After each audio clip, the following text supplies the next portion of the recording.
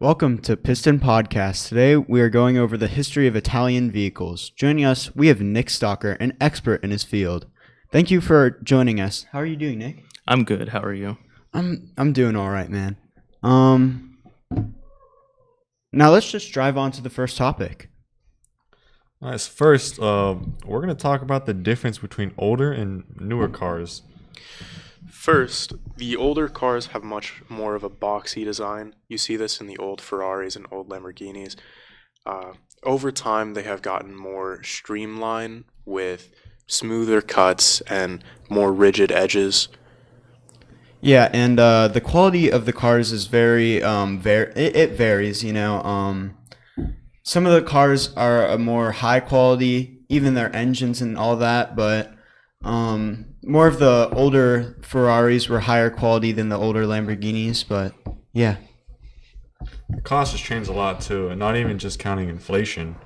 It's much easier. It was much easier to buy a car back in the day than it is today, with the car loans you have to pull out to get one, or just the jobs and how much money you can make.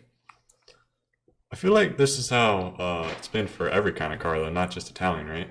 Yeah. Like Mustang, they were very boxy back in the day, and now they've gotten more streamlined, as you said. Definitely. Exactly. Now, how did the biggest company start out? Ferrari actually started as a horse racing company, with its first vehicle being a boat to carry its horses. And Lamborghini started out as farmers, and they made tractors, and they actually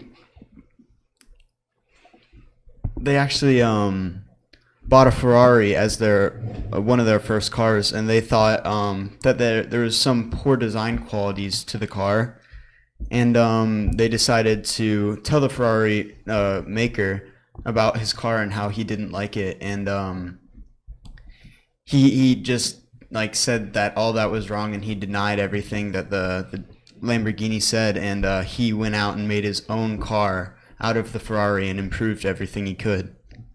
What do you think about that, Nick? Do you think Lamborghini had the right to just say he was wrong? Considering that Lamborghini had never really been involved in the sports car field, really, like Ferrari was. Like Ferrari started out in the racing field in 1949 because Enzo Ferrari was originally on the Alfa Romeo racing team. So, but with Lamborghini's input, I think it really it made them kind of grow.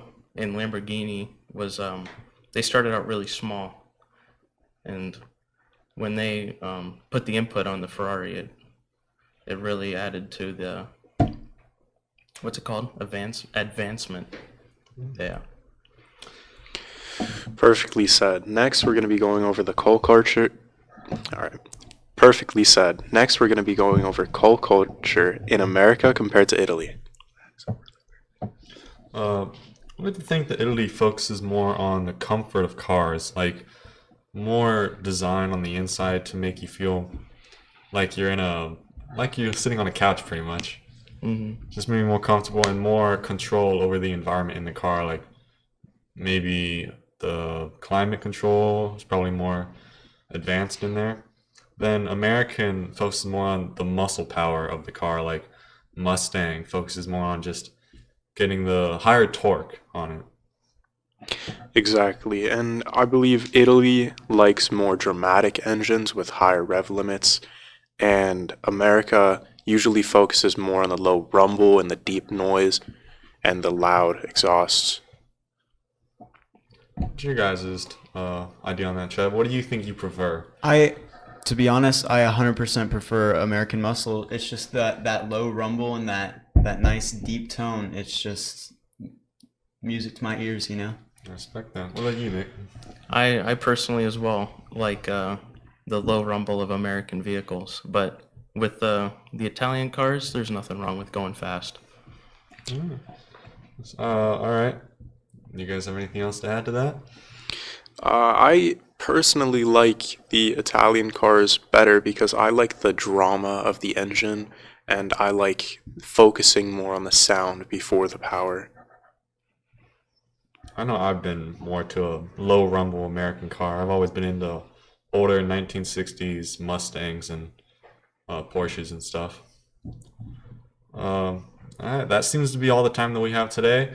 Thank you very much for tuning in. This has been the Piston Podcast. If you're someone who likes all other types of cars, not just Italian and American, go check out the show Top Gear on any streaming service available, such as Hulu or Netflix, wherever you can get it. Thank you again for joining us, Nick, You're welcome. and have a good one.